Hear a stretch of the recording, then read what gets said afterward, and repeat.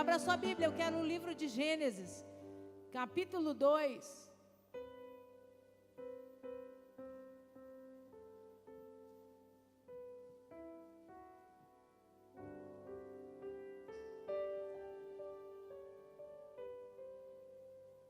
Eu vou ler o verso 4.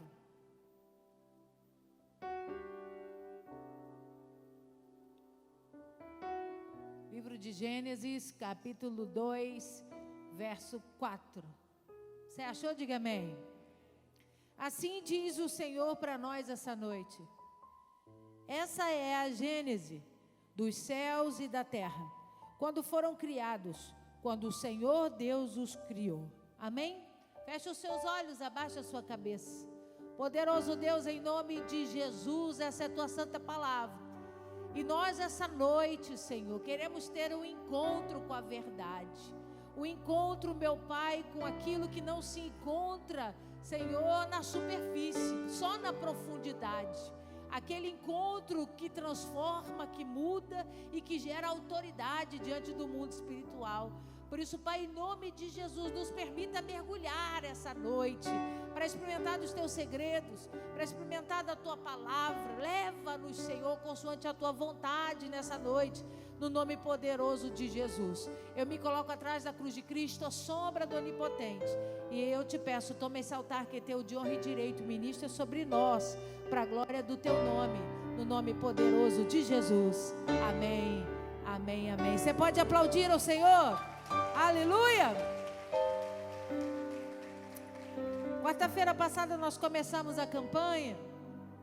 E não tem como a gente começar a falar desses nomes com propriedade, né? Os nomes com propriedade de Deus. E eu disse que eles são 72 de uma forma geral na Bíblia Sagrada. Mas nós escolhemos os 10. Não os mais importantes, mas os mais falados, os mais repetidos, para que a gente pudesse estudar. E na quarta-feira passada eu comecei apresentando para vocês Deus, né? A narrativa, a expressão Deus em hebraico. Como é que se chama? Elohim. Vai sair todo mundo daqui falando hebraico bonito demais, né? Elohim.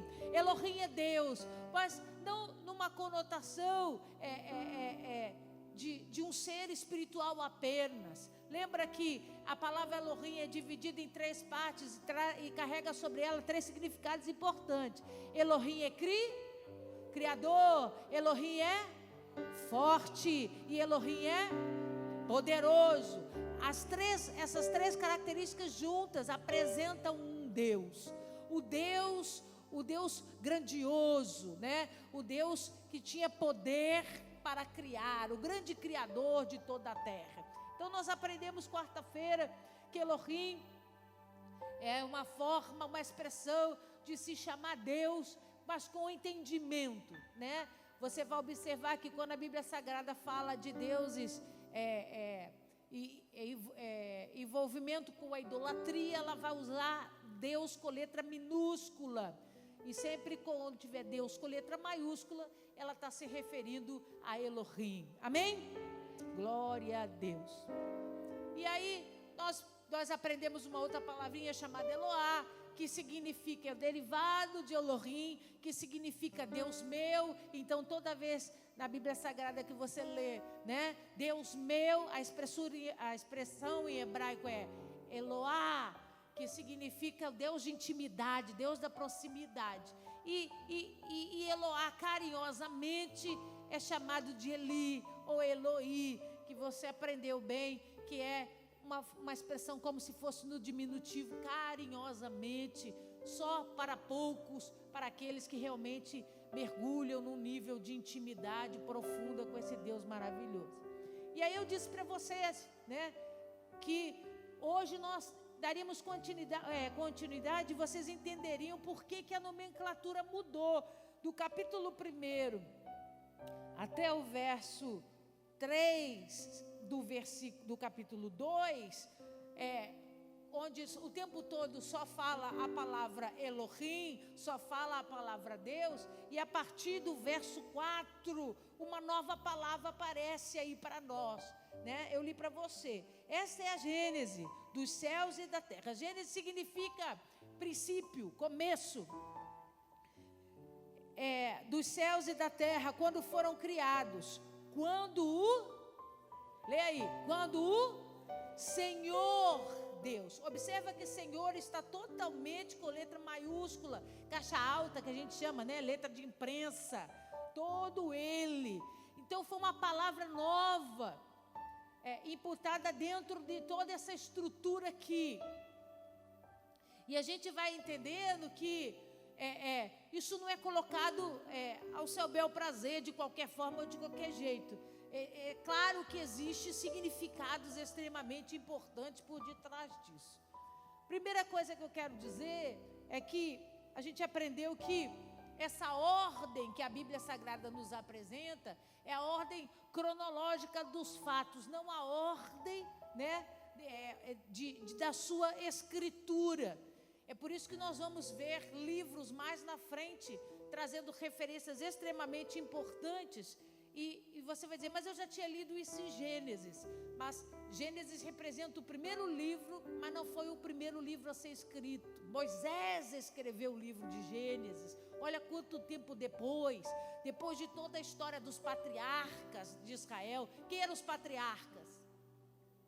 Abraão, Isaac, Jacó, né? Depois das tribos, os filhos de Jacó. Depois de toda a história de José, aí chega o tempo de Moisés aparecer na Bíblia Sagrada. Então, toda essa história para trás, né, o próprio Deus narra para Moisés, para que ele transcreva isso para nós, para que isso fique registrado como uma história e que a gente possa entender os fatos de uma forma geral. Essa palavra Senhor com caixa alta é um tetragrama. O que significa isso, pastor? São 4 letras. 4 letras, só, sem vogais, só consoantes, que unidas formam esse nome, essa propriedade. É traduzido para nós como Iavé. Põe para mim, Felipe, a primeira, por favor. Essa é a escrita em hebraico do nome de Deus. Observa que a tradução para nós, biblicamente, está escrito Senhor, e eu vou explicar isso com carinho para você dessa noite. Mas, observa que nenhum nome bíblico é escrito sem significados. Nenhum nome foge, né, dessa liturgia. Não se dá nomes de qualquer forma, né? Lá em Israel não se dá nomes às crianças por causa do jogador de futebol. Lá não vai ter Neymar, lá não vai ter Cristiano Ronaldo, né? Lá não vai ter, sei lá, não pode falar os do Flamengo. Não vai. Por quê? Porque não representam nada, não significa nada, né? Na verdade, o nome tem que caracterizar algo importante e profético que vai acontecer para frente. Por isso que é complicado. Quer ver? Vou dar só um exemplo para você entender. Mara significa amargura. Então, uma mulher que tem o nome de Mara, aqui no português, a mãe pode ter ouvido, ter gostado do som, ou ter outro parente chamado Mara, simpatizou, mas não tinha entendimento do significado. E o significado é amargura. Imagina você batizar um neném e dizer, você vai ser amargo o resto da vida. Quantos mais Diegos tem aqui? Só tem você? Ah, derrota. Tu sabe o que teu nome significa, né? Diego é diabo. Mas aí Jesus fez nascer de novo e deu um novo nome, abençoado do Senhor, aleluia. Mas em hebraico isso não se brinca, né? Então, todo nome tem um significado. E Deus, obviamente, que esse nome tinha que ter um grande e poderoso significado por detrás dele. Mas na narrativa de Gênesis, foi traduzido para nós como Senhor. Que tipo de Senhor, pastora? O Senhor soberano, aquele que está acima de tudo e de todos, aquele que governa e que precisa de servos. Todo senhor tem servos, sim ou não?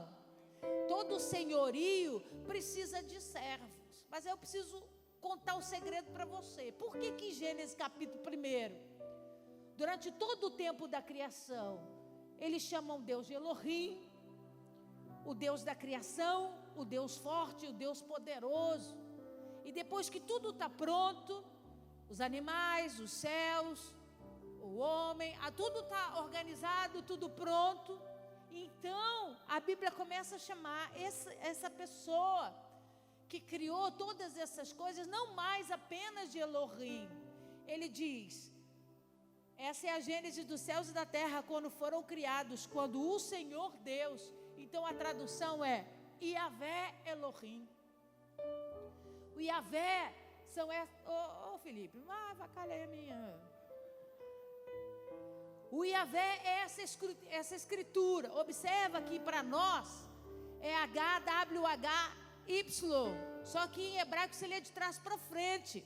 Então as 4 letras que formam o nome de Deus é YHWH. E aí se lê Yavé. Essa é a expressão em hebraico. E para nós no português, pastor, aí você já conhece, Jeová. Em português ficou Jeová, mas em hebraico é Yavé.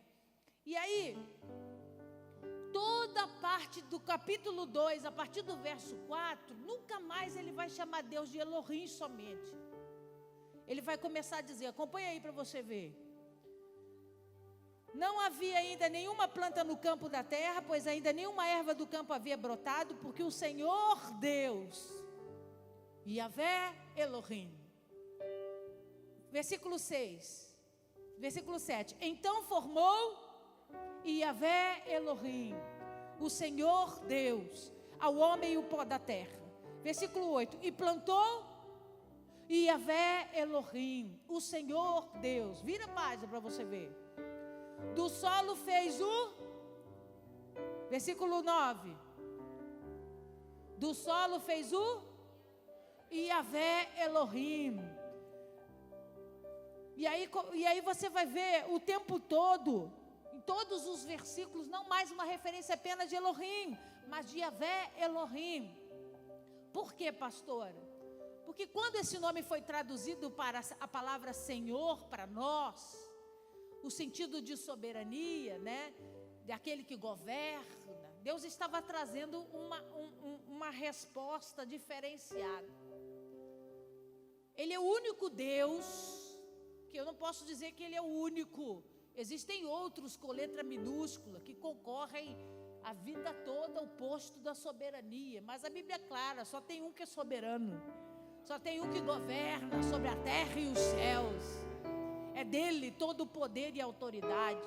Então, diferente dos outros deuses com letra minúscula, o nosso Senhor Yavé é o único que cria todas as coisas primeiro, que desenvolve toda a necessidade do homem primeiro, para depois chamá-lo para ser servo.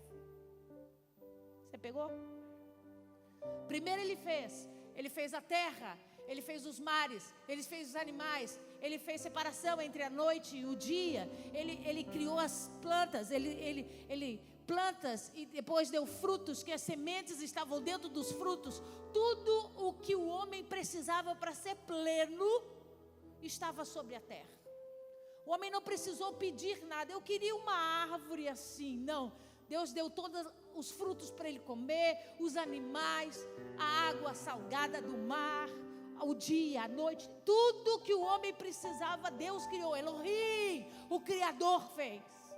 Depois que está tudo pronto, aí ele diz assim: depois que eu te dei tudo o que você precisa para ser pleno e para você ser um homem realizado em todas as áreas da sua vida, eu quero te pedir, deixa eu ser o teu Senhor. Deixa agora eu ser o soberano, eu governar.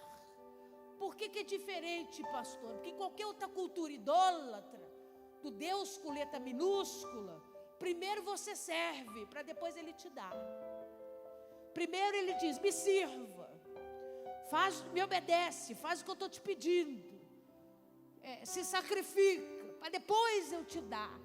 O Elohim criou, e o Yahvé estabelece, dizendo: depois que eu te proporcionei tudo o que é necessário para você, agora eu quero ser o seu Senhor.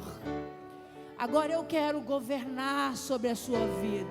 Agora eu quero enxergar você como servo, como alguém que vai andar em comunhão comigo, em conjunto comigo. Isso é um segredo profundo, porque nunca mais você vai orar assim: Senhor, eu preciso de certas coisas. Você vai lembra que a pastora disse: Elohim criou e Yahvé entregou e se tornou Senhor. Você não precisa mais se preocupar. Quando você está debaixo do governo desse Deus, Ele vai trazer a existência para ser o teu Senhor.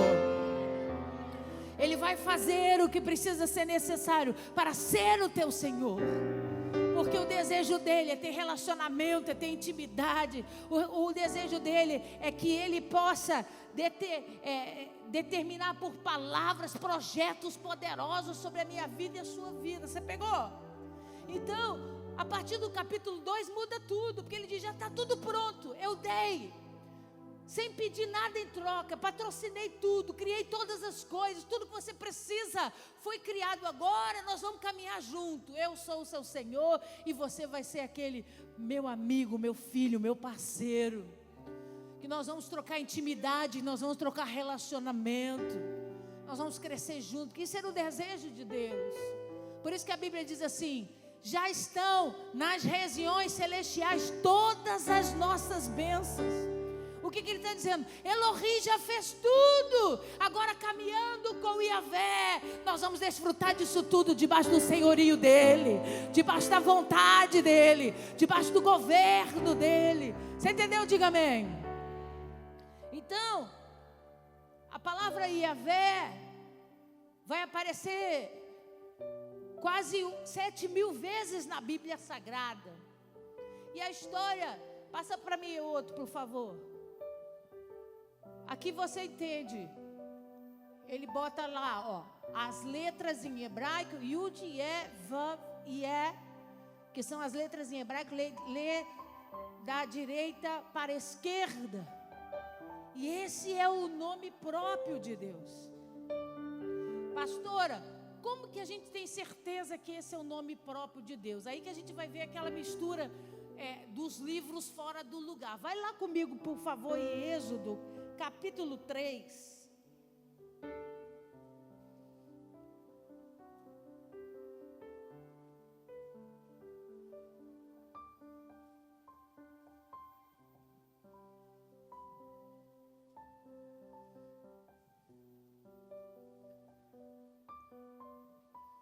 Tem pessoas que vão passar a vida inteira buscando apenas o Elohim. Um Deus poderoso, forte e criador. Mas o sonho de Deus é que a gente reconheça Ele como Elohim, mas o aceite como Yahvé. Traga-o para morar dentro de nós como grande Yahvé. Você entendeu a diferença? Um dá, o outro é Senhor. Um promove, o outro estabelece. Um favorece o bem-estar, o outro edifica, consolida. É por isso que, à medida que a gente vai crescendo com Deus, a gente não fica só apegado ao Elohim Criador e poderoso, que nos pode entregar coisas grandiosas. A gente quer caminhar com o Senhor de todas as coisas. A gente quer criar relacionamento com o Senhor de todas as coisas. Você pegou? Então vai lá, Êxodo capítulo 3, verso 13. Vamos ler o 12. Deus lhe respondeu: eu serei contigo, e esse será o sinal de que eu te enviei. Depois de haveres tirado o povo do Egito, servireis a Deus nesse monte. Disse Moisés a Deus: Eis que quando eu vier aos filhos de Israel e lhe disser, o Deus dos vossos pais me enviou a vós outros, e eles me perguntarem, qual é o seu nome? Que lhes eu direi? Olha aqui para mim. Durante 40 anos, Moisés estudou a cultura egípcia. Ele cresceu na casa do faraó. Era filho adotivo da irmã do faraó.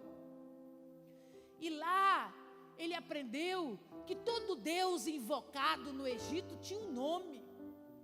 Nomes que influenciavam pessoas e gerações. A diferença, depois eu te conto essa história, mas a diferença do nome Moisés para o faraó Ramsés era o Deus. O significado dos dois é encontrado nas águas, só que um pelo Ram, que é um deus egípcio, e o outro pelo Deus de Israel. Então, sempre traziam sobre si marcas de nomenclatura, de nome de deuses egípcios. Então ele passou 40 anos aprendendo que tinha Deus para tudo. Tinha Deus para fertilidade, tinha Deus para plantação, tinha Deus para o casamento, para o sexo, tinha Deus de todos os tipos e todos os jeitos. E aí Deus se apresenta para Moisés no alto do Horebe e diz para ele, eu escolhi você para um grande propósito, Moisés. Você vai livrar o meu povo da escravidão. Aí Moisés diz para ele assim, tudo bem, mas como que eu vou chegar no arraial de Israel, dos hebreus, e vou dizer para eles que o Senhor é Deus dos pais deles, me chamou para fazer essa missão? Eles vão me perguntar, qual nome tem esse Deus? Porque essa era a natureza, todo Deus tinha nome. Como que eu apresento o Deus dos hebreus se eu não chamá-lo pelo nome? Todo mundo tem que ter nome.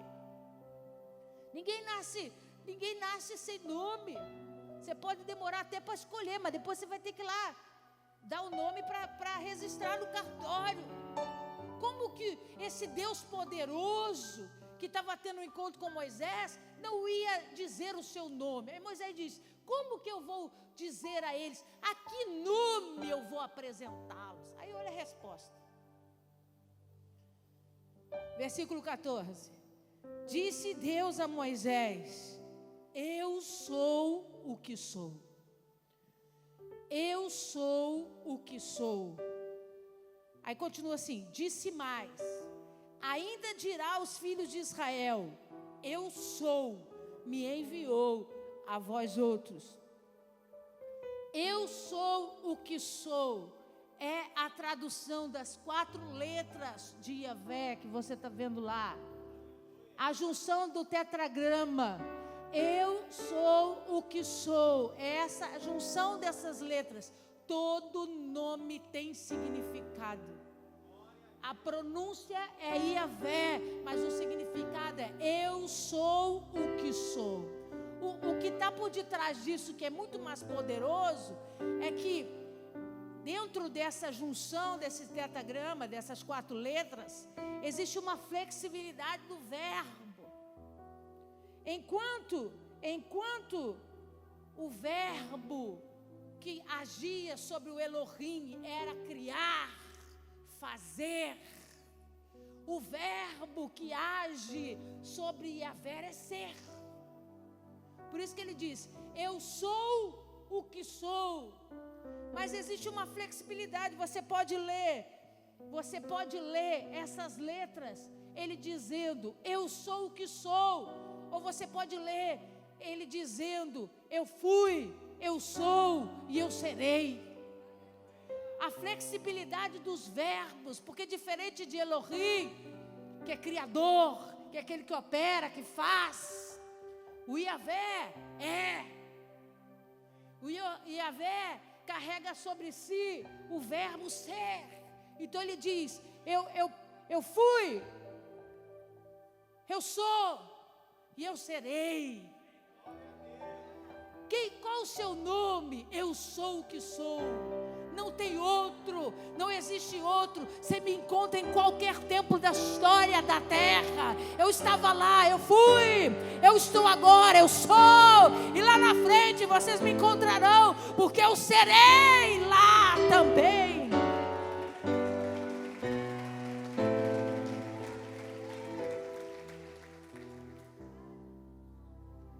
É por isso que você escuta uma expressão assim, famosa, que a gente canta: aquele que era, aquele que é e aquele que há de vir. O que você está cantando? Yahvé, Yahvé, Senhor Deus, aleluia. Aí Moisés sai de lá sabendo, ele tem nome, sim. Do Egito pode ser Rã, do Egito pode ser, sei lá, aquele gato preto feio, né, do Egito, aqueles deuses estranhos do Egito, cada um com um nome mais cabeludo que o outro, mas eu vou chegar apresentando o Deus dos hebreus. Qual que é o nome dele? Eu sou o que sou. O que Moisés falou? Qual que é o nome dele? Moisés falou: Yahvé. Yahvé. Eu escuto Yahvé, para a gente não tem significado, mas o hebreu sabia. O hebreu sabia, quando ele escuta Yahvé, ele estava ouvindo: eu sou o que sou. Ou seja, não preciso de nada, não preciso de ninguém, não preciso de nada que venha de fora. Tudo se forma em mim, através de mim e por causa de mim. Aí isso gerou um temor grandioso. Por quê? Por quê, pastora? Porque você ficar... mãe faz isso, né? Chamando o nome, né? Ô Ágata, ô Ágata, vem aqui, Ágata. Tá me ouvindo não, Ágata? Mãe faz isso, né? Como é que você vai ficar repetindo? Eu sou o que sou.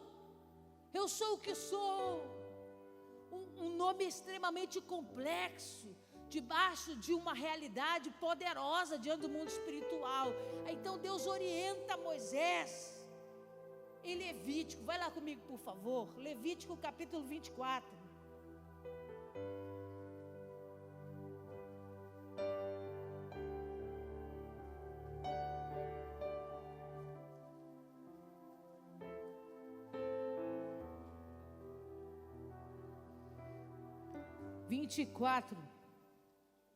Verso 16.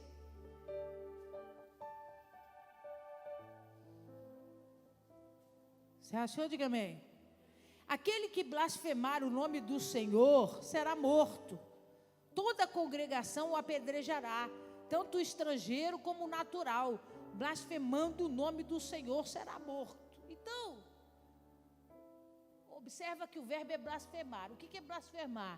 É tirar a característica original. É descaracterizar. É o que a gente faz quando a gente dá apelido, né? Ali é o careca, ali é o gordinho.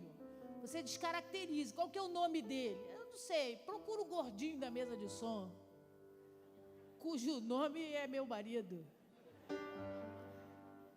Procura ali aquele magrinho alto, né? A gente faz isso muito, muito corriqueiramente. Mas Deus chama Moisés e diz para ele assim: não pode avacalhar o nome de Deus. Ou chama ele debaixo de respeito, temor e tremor, ou não chama. Porque se blasfemar, vai morrer. Não tem joguete. É o nome que está acima de todo nome. Não dá para brincar com esse negócio. Aí gerou tanto temor neles, tanto medo de morrer, que eles não mais começaram a pronunciar o nome Yahvé. Toda vez que eles estão lendo, quando você for com Israel, comigo em nome de Jesus, ou com o pastor João, e eles estiverem lendo as escrituras, quando aparecer a palavra Senhor, ele não vai ler Yahvé, ele vai falar Adonai. Quantos já ouviram essa expressão? Adonai é traduzido muitas vezes como soberano, Senhor soberano. Por quê, pastor? Com medo desse peso do Levítico. Vai que eu falo Yahvé sorrindo e Deus acha que eu estou debochando do nome dele. Vou morrer, né? Então ele diz, não, eu não vou correr risco, vou chamar ele de Senhor. Esse Senhor, Adonai, é traduzido para nós no português como aquele termo clássico de educação, carinhoso, que você fala assim, o senhor está à vontade nessa cadeira? É um termo respeitoso, né? Você vê a pessoa casada ou com um pouco mais de idade, você não vai chamar ela de você, então você diz, o senhor aceita um café? O senhor está confortável, está com frio, o senhor quer ajuda? A palavra Senhor é um termo respeitoso. Você está me alcançando? Diga amém. Então o Adonai tem esse sentido, é uma forma respeitosa de chamar a Deus, mas sem conter sobre ele o peso da tradução do nome Yahvé verdadeiro. Então eles usam esse termo carinhoso para não pecar contra Deus com medo. Então olha o que eu vou dizer, a gente avacalha com tudo, porque a gente faz assim, qualquer coisa que acontece durante o dia, você diz, ai meu Deus do céu. Meu pai fala assim, ai meu Jesusinho Cristinho. A gente, qualquer coisa que aconteça, você invoca o nome de várias formas e jeitos, e levanta a sua mão direita e diga assim, graças a Deus, vivemos pela graça.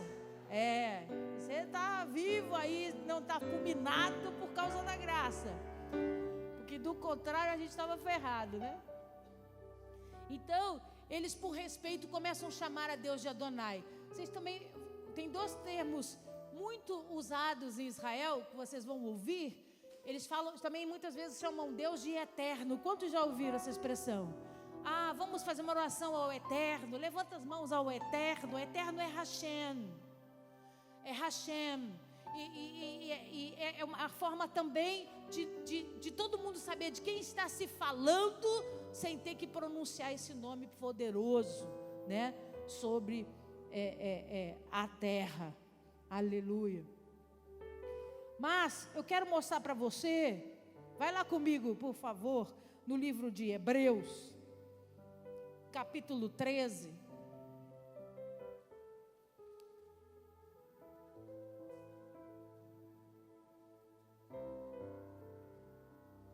O que aconteceu com os patriarcas, pastora? O Abraão, o Isaac, o Jacó chamavam Deus de Senhor de forma respeitosa. Não tinham o entendimento do significado transliterado da palavra. Por quê, pastora? Porque Deus só deu a Moisés. Deus só deu o significado original do seu nome próprio a Moisés, que foi muitos anos depois.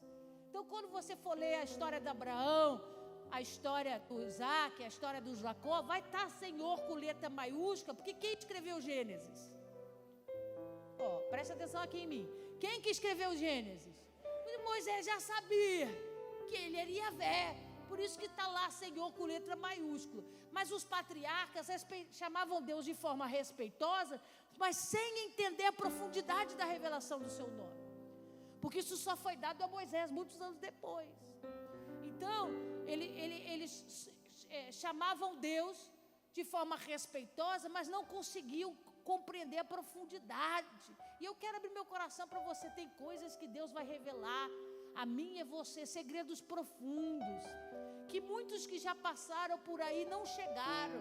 A Bíblia disse assim, numa visão maravilhosa de João na ilha de Patmos, quando o espírito de João foi elevado aos céus, ele vê os livros fechados, selados, e aí ele começa a chorar, e ele diz assim, meu Deus, os livros estão selados, quem que é digno de abrir os livros?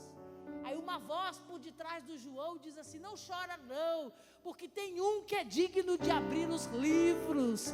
Jesus é digno de abrir os livros para revelar todos os segredos para mim e para você. Então, assim como ele fez com Moisés, no nível de intimidade profunda, eu vou falar assim para você alcançar. hoje tem perguntas que você não faz.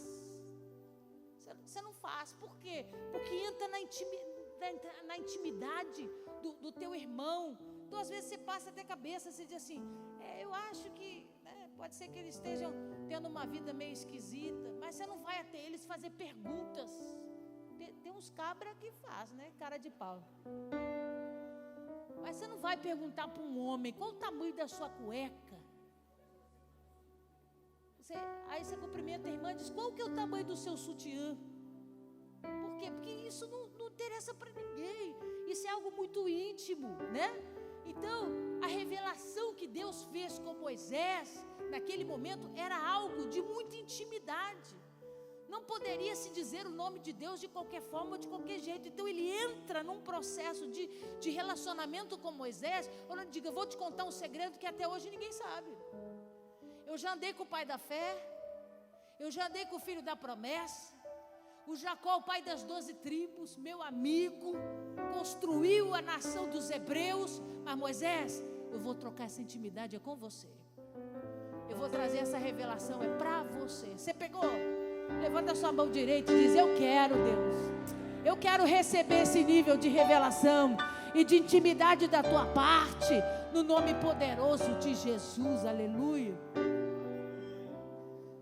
Aí, passa muitos anos, veio o apóstolo, né? O apóstolo Paulo, pregando o evangelho agora, ele abre mão daquela vida errada que ele tinha de perseguidor e começa a investir na pregação do evangelho, começa a sinalizar Jesus como o Messias, como o Senhor para Israel, principalmente para os hebreus. E nessa carta especificamente, ele estava falando com a igreja, que era a reunião de hebreus, de homens e mulheres que foram fundamentados na fé de Abraão, do Isaac e do Jacó.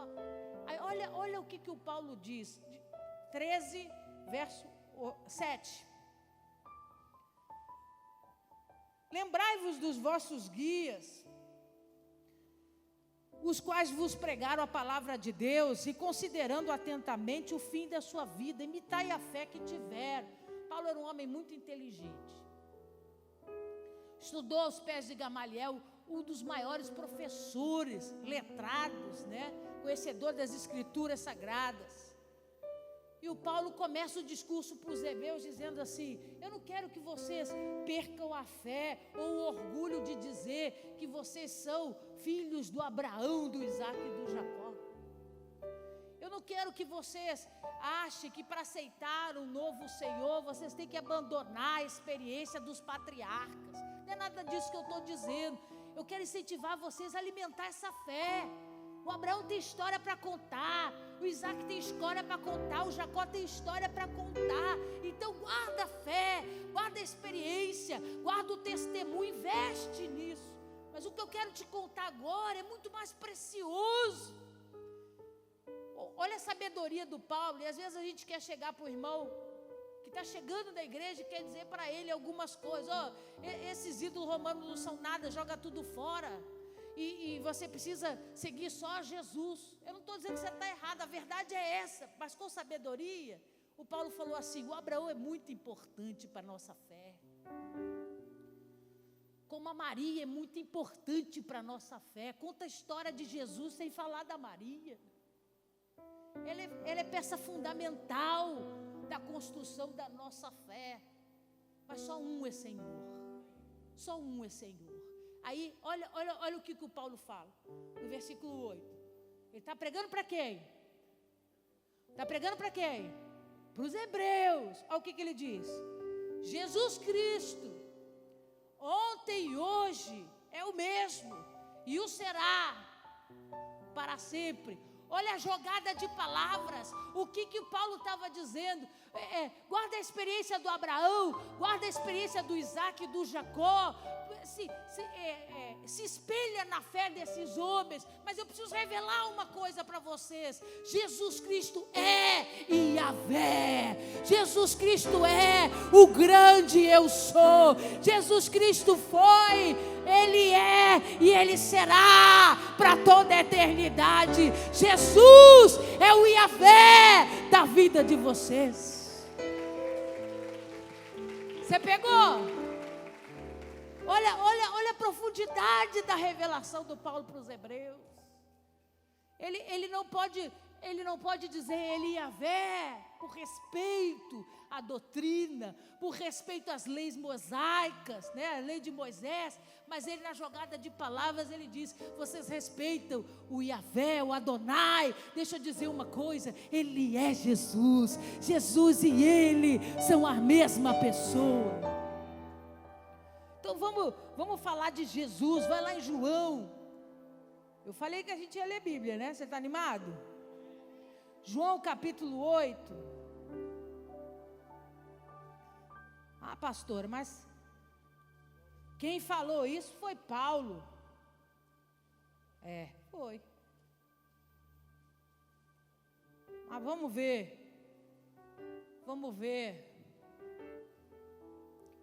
O próprio Jesus falando disso.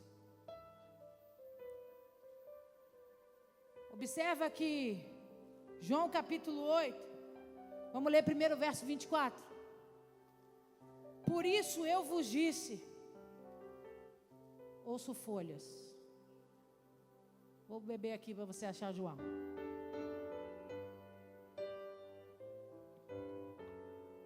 João 8, achou? Verso 24. Por isso eu vos disse que morrereis nos vossos pecados, porque se não crerdes que... Olha aí como é que está escrito. Como é que está escrito na sua Bíblia? Mas tudo com letra maiúscula. É a mesma referência do Êxodo 3, quando ele se apresenta para Moisés, ele diz, eu sou o que sou. Aí diz assim, e disse mais o Senhor, avisa eles que eu sou. Então olha que quando Jesus estava no meio dos discípulos, no meio daqueles que estão perto dele, ele começa a ensinar a doutrina e ele diz assim, por isso eu vos disse que morrereis nos vossos pecados, porque se não credes que eu sou, se você não crê que eu sou o Pai, se você não crê que eu sou o Yahvé, que eu sou o Senhor, morrereis nos vossos pecados. Por que, pastora? Porque só o Senhor soberano tem poder sobre pecados, tem poder para perdoar pecados, para instaurar nova vida. Só o soberano, só o grande eu sou tem poder para isso. Então Jesus diz para os discípulos, eles não estavam enganados não, em nenhum momento foram enganados. O discurso estava claro, só não aceitou o coração duro.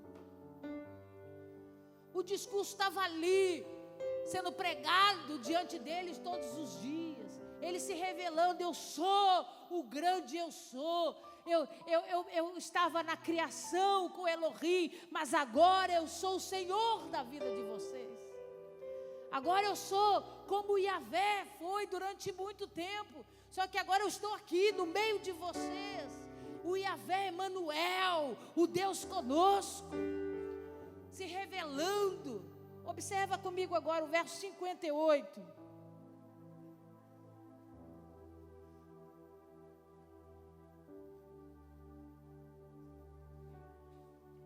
Respondeu-lhes, anima aí, cutuca esse irmão que está do seu lado, diga para ele, fica ligado.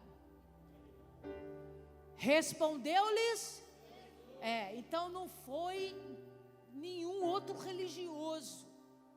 Quem responde, quem vai falar agora é Jesus Cristo de Nazaré. Olha o que ele diz. Respondeu-lhe Jesus, em verdade vos digo, antes que Abraão existisse... irmão, pelo amor de Deus. Antes do papai Abraão pensar em nascer, eu já era Yahvé, o Senhor de todas as coisas, o mesmo ontem, hoje e para sempre. Eu fui, eu sou e eu serei para toda a eternidade. Aplauda ao Senhor.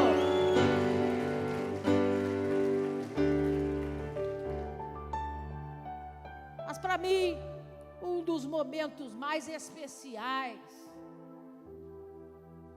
de revelação, você observa que o tempo todo que ele estava próximo dos discípulos, ele fazia questão de dizer que ele era Senhor, que ele era o grande Senhor.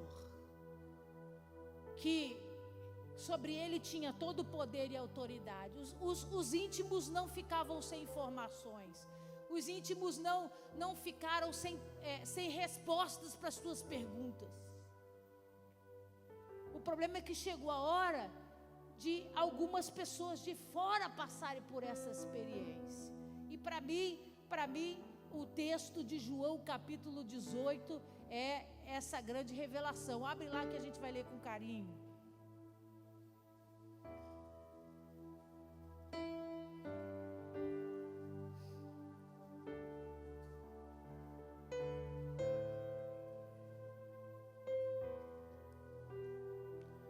João, capítulo 18.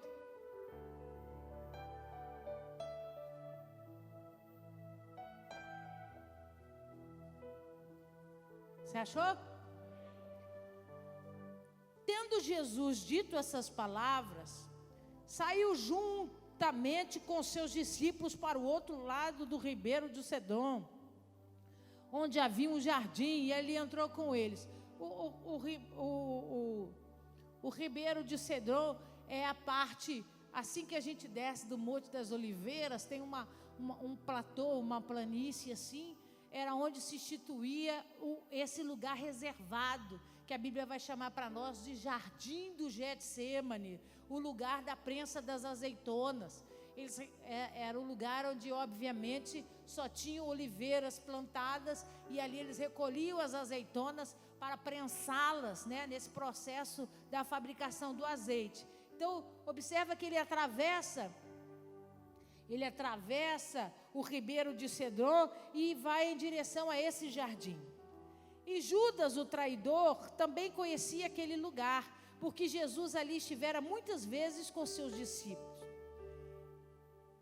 Tendo, pois, Judas recebido a estola, e dos principais sacerdotes e dos fariseus, alguns guardas, chegou a esse lugar com lanternas, tochas e armas. Então, olha para mim, deixa eu só voltar um pouquinho a história.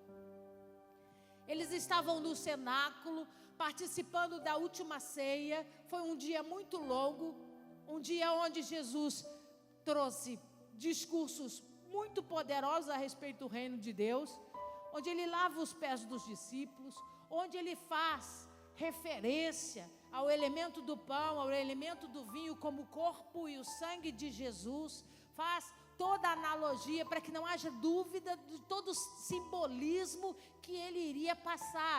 Eles precisavam entender que a Páscoa que eles estavam celebrando representa a saída, a libertação do povo do Egito. E foi a morte de um carneiro sacrificado, onde o sangue foi passado sobre os umbrais, que deu autorização para o anjo da morte não tocar aqueles homens. Então, o processo ia se repetir.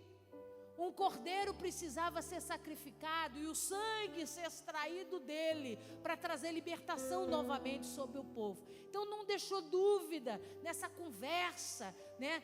Nesse jantar pascual que eles passam lá o dia todo, Jesus explicando os elementos e deixando muito claro que era chegada a hora desse cumprimento, que ele precisava viver isso para que todo o propósito do Pai fosse fundamentado. Quando ele está servindo a ceia aos discípulos, ele olha para o Judas e diz assim: vai fazer o que você tem que fazer.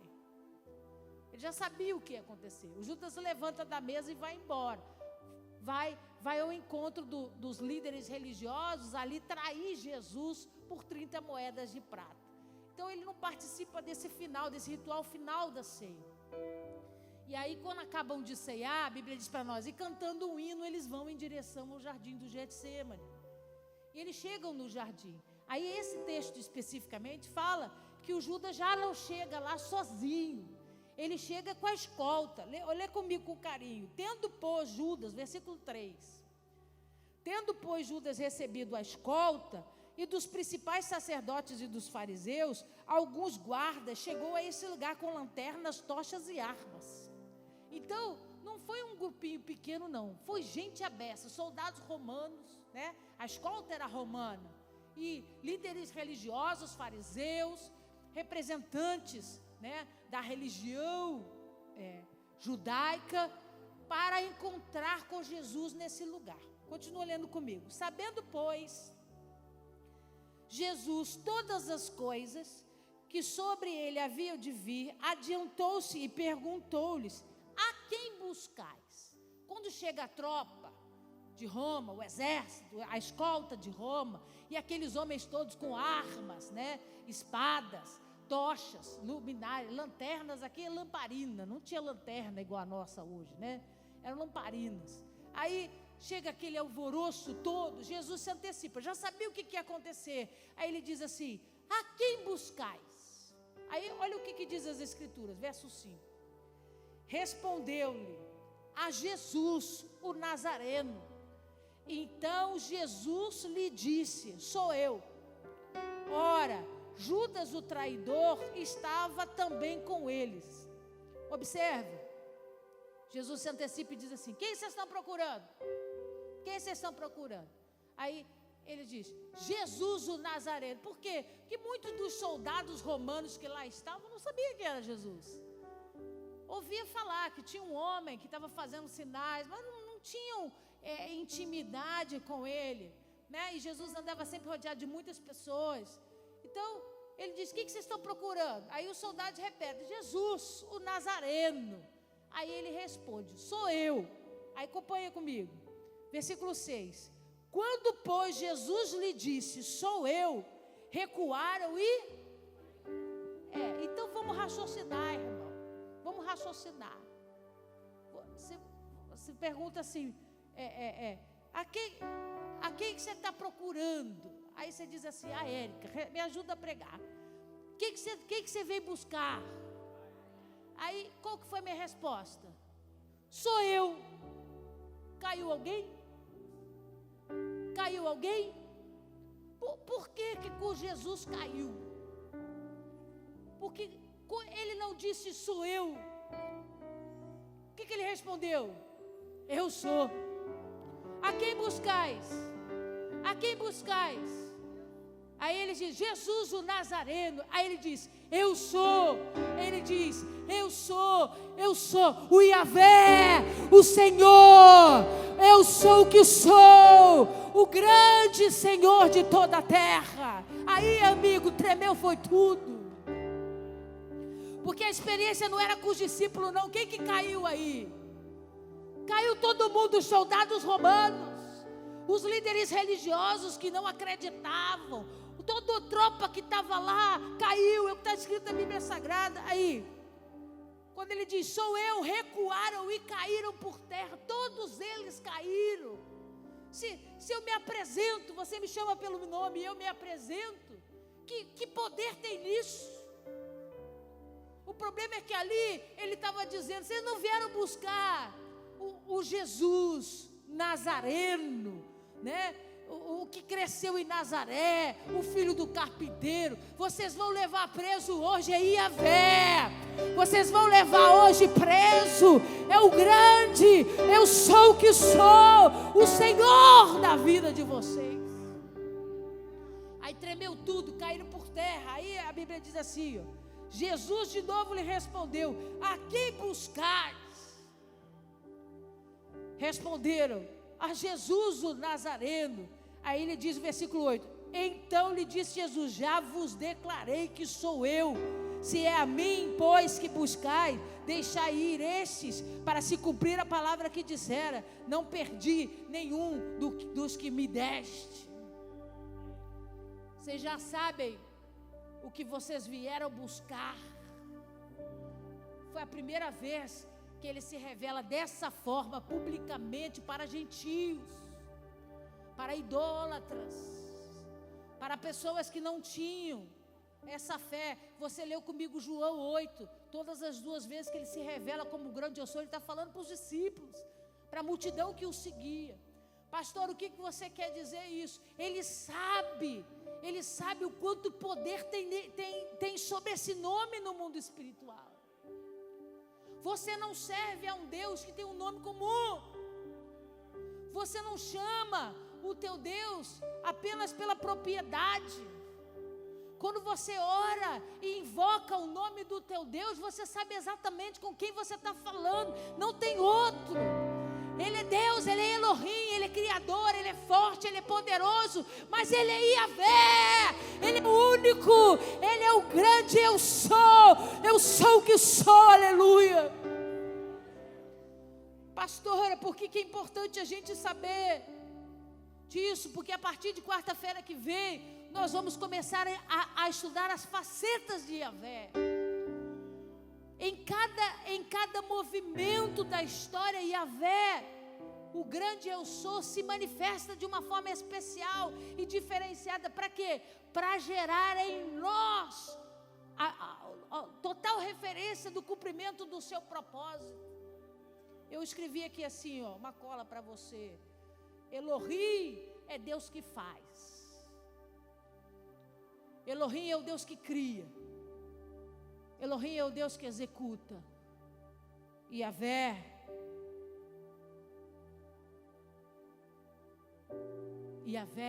é o Senhor de todas as coisas.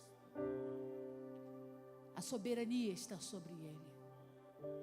E quando nós entrarmos nesse nível de maturidade, você vai sonhar muito mais com Yahvé do que com Elohim. Por quê, pastora?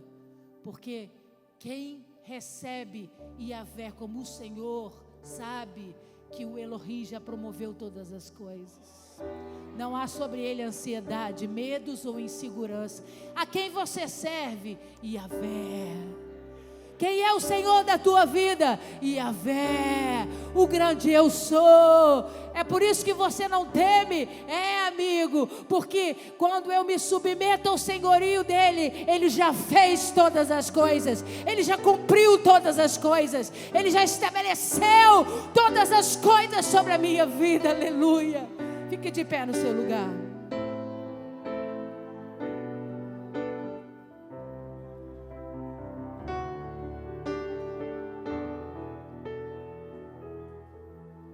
Você já ouviu muitas vezes expressões assim: Jesus é o Senhor.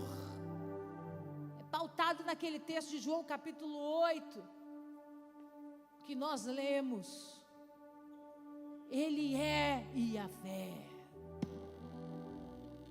É por isso que não podemos ter medo de assumi-lo como Senhor. Entregarmos a nossa vida a total dependência desse Senhor. Por quê? Porque não existem falhas nele, não existem erros nele. Ele era, ele é e ele será eternamente um Deus imutável, imutável na sua natureza, na sua personalidade, no seu caráter, imutável. Ele age debaixo de compaixão, de misericórdia, de amor. Um Deus imutável. Ele diz: enquanto eu criei as coisas, eles me chamavam de Deus. Mas quando eu me manifestei a eles, no desejo de relacionamento e intimidade, eles começaram a me chamar de Senhor. E não é vergonha para ninguém ter um Senhor como Yahvé. Não tem peso nenhum sobre nós ter um Senhor como Yahvé. Um Deus que faz a obra por completo e nos encaixa perfeitamente dentro do seu plano. Nesse nome tem todo o poder. Nenhum outro Deus com letra minúscula tem um nome com tanto significado no mundo espiritual. Quando você diz: quem é o teu Senhor? O meu Senhor é o grande eu sou de toda a terra. Você está declarando entendimento sobre toda a soberania que Ele tem.